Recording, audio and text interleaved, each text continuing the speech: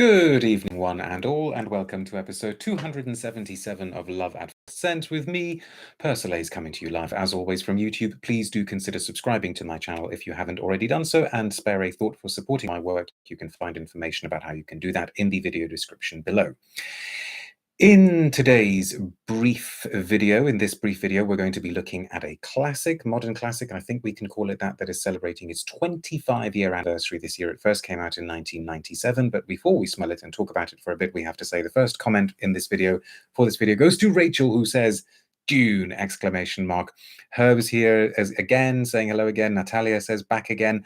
Love this stuff, says Rich. Now, I'm guessing that a lot of you know this. A lot of you, in fact, may wear it and may own it. So please, please, please tell me what it is about it that you like, or maybe what it is about it that you dislike. Share your Dune Pour Homme stories. I have to be honest, I've walked by a vintage bottle of this for years in one of my haunts, says Eric. Where? An actual vintage? See, this isn't a vintage bottle. I mean, this one is already, I would say, maybe like a good 10 years old, but it's not a vintage. I have this one in my collection, says Abdel. Can you go and spray it and smell it along with us now? Hello again, Mr. P, says Otis. Hello from DC, says Hashim, or Hashim, not sure. Sorry if I'm mispronouncing people's names. So again, quick bit of context. In 1991, Dior gave us Dune, and that was the third in an absolutely extraordinary run of a sort of trio of scents that they released back to back, because they went Poison, Fahrenheit, Dune. Some of the ones that they released before that were pretty good as well, but just in terms of that run under the creative directorship of a chap called Maurice Roget, I mean, it was amazing. Really, really bold, brave, polarizing scents that actually ended up being some of the most beloved creations of all time, certainly in the case of Fahrenheit and Poison. Dune is still around, obviously, still pretty easy to get, certainly in France, but maybe not as iconic Dior creation as Fahrenheit and Poison, but absolutely stunning, you know, incredibly beautiful. One of the most sort of gorgeous marine green ambers ever poured into to a bottle, and also one of the most haunting scents ever poured into a bottle. It's got, you know, that extraordinary melancholy après-Landais style feeling that some scents possess. And then in 1997, they gave us this. Those were the days when brands waited 6 years or so before they thought, oh, let's do like, you know, a masculine counterpart. And they called it Dune Pour Homme. And this one was composed by none other than Monsieur Olivier Cresp, and somebody who I confess I didn't know a huge amount about. I still don't know a huge amount about, a perfumer called Jean-Pierre Bethouart, I think is how you pronounce his name. But if you look him up, you will see that he did a lot of stuff. I presume he's no longer working. I literally don't know anything more about him. I would be interested to find out, because clearly he was a talented person. Anne Mika says, finally got my husband hooked on Fahrenheit after some tries, lucky me. Which version of Fahrenheit, though? Because the current is very different from the original. No, it's not very different. It's significantly different. David says, I'm ashamed I've not tried this either. You've got such a treat in store, David. Woozy says, Dune Pour Homme is completely overshadowed by the female version. Yes, you're right. And also because it doesn't even try to be like a sort of masculine counterpart to Dune, I don't think.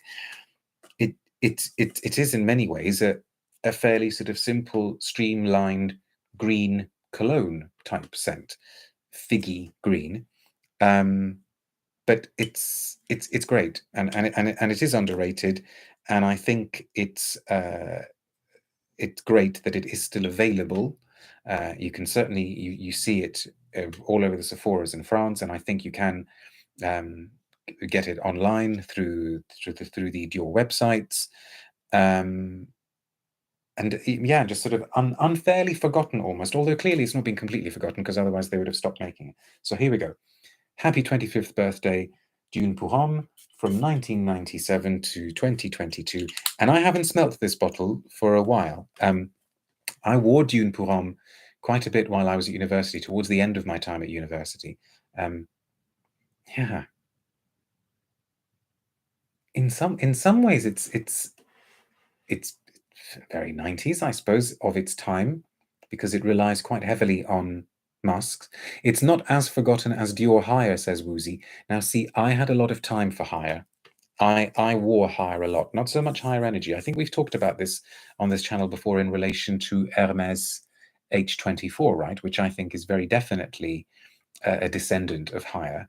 I think Higher was unfairly maligned and just maybe came out at the wrong time or had an unfortunate advertising campaign. I mean, do you remember when I interviewed Gabe Oppenheim, the author of The Ghost Perfumer? His research seemed to suggest that Higher was a victim of a poor advertising campaign. But yes, this is not as forgotten as that one. Otis says, on a side note, what did you study at university? On a side note, I studied film and journalism. There you go. What does that tell you? And also a year of literature as well, before I then specialized in film and journalism. Abdel Sarkis, a review from you coming saying, green, woody, sweet, approachable, good, not great. The cassis sandalwood combination is what I enjoy more about the composition. See, I think in some ways it is great. I mean, obviously, you know, we can agree to disagree, because, okay, it's not great in the sense that it's not a kind of baroque, life-changing composition. So it's not Dior Homme, it's not Fahrenheit, it's not Eau Sauvage. But in its own quiet way, it does what it does in just a really, really effortlessly charming way. So it has got that figgy, green herbal note at the top. There is maybe something quietly marine-like about it, which could be the link with Dune for women. And then there's this soapy, musky base coming through. And I guess in terms of its structure, what's interesting about it is that it's trying to be a cologne without doing anything obviously cologne-like. So there isn't anything obviously citrusy in there. There isn't anything overly herbal. I mean, I guess the fig comes close to that, but it's not aromatic like, you know, rosemary or thyme. And the woodiness is made somehow cleaner and lighter and more androgynous, use of that sort of soapy facet of the musks. And I think Olivier Cresp must have had fun making this, because it was almost as though, you know, I'd love to ask him about it if I ever get a chance to interview him again.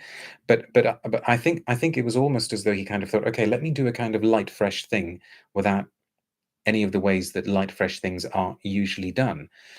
And I think he pulled it off. You could say that maybe the dry down becomes a touch banal as it starts taking over, but I kind of don't mind that so much. It's as kind of woodier, more restrained, less ostentatious version of something like a Guerlain Erba Fresca. It works extremely well. I think it works really, really well. And I'm glad it's still being made. See, there's a really nice kind of cedary note coming through now. I don't ever want to be without a bottle, because there are times when I reach for it. And I love the fact that they also actually made the bottle, the men's bottle, somehow reflect the woman's bottle. I thought it was a good release with an advertising campaign that was appropriate, because I seem to remember it featured quite a kind of slender man. Did he have like a sort of, like almost a sort of semi-transparent shirt on, and it felt as though the wind was blowing through his shirt? It worked. You know, those were the days when the advertising campaigns didn't actually always have to have famous faces, and so a lot of thought went into what the image was going to convey. I mean, do you remember one of the original Dune for Women posters, which somehow photographed the profile of a woman as though her face was a desert landscape, a dune? You don't really get images like that anymore in perfume advertising. What are people saying? Dune is available in John Lewis in the UK. I think if it didn't have the fig, it may have sold more, says Woozy. Very, very good point. You may well be right. But if it didn't have the fig in it, it wouldn't be what it is. Mateusz says, guys, have you heard that Cologne Blanche is coming back? All original trios will be available in September and smaller sizes in June or July. Now, we are allowed to talk about this for a minute or two because it is a Dior topic, but I have heard something about this as well, and I'm sure it has got a lot to do with the fact that Francis Kurkdjian is back in the saddle. But let's watch this space. Let's watch this space. I will believe it when I see it, when it actually happens. Margie says, hi all, listening in while I work. Don't tell the boss. Love women's Dune. My mum wore it. Dune for women is just beautiful. Oh, and Rachel says, Margie, me too. It is special. It is special. I guess what makes it of its time is that it's got that androgynous quality.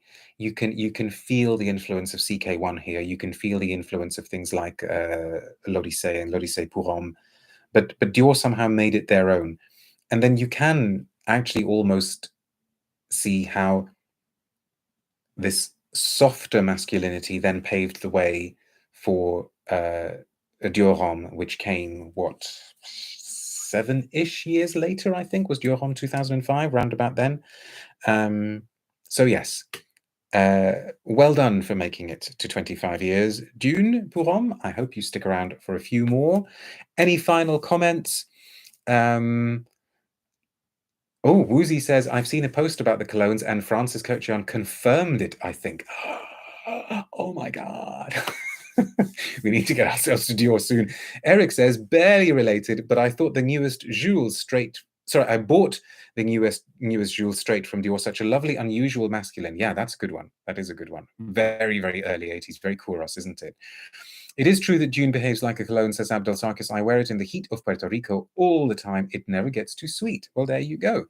And back to that post. Jonathan says, I saw the post and Francis K even commented on the fact that Zeus Noir won't be green. I think they should call it Zeus Noir. I know you meant Au Noir, but they should call it Zeus Noir.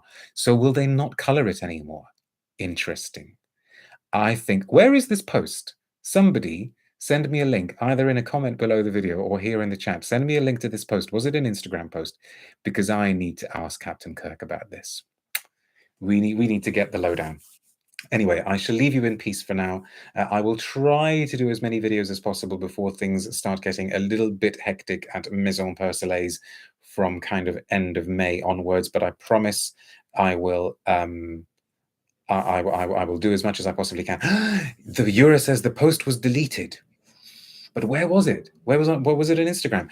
Au Noir is coming back for sure, says Brie. Francis confirmed in a comment on Instagram that he will be leaving out the color, so it'll no longer be green, an ambery color now, I believe.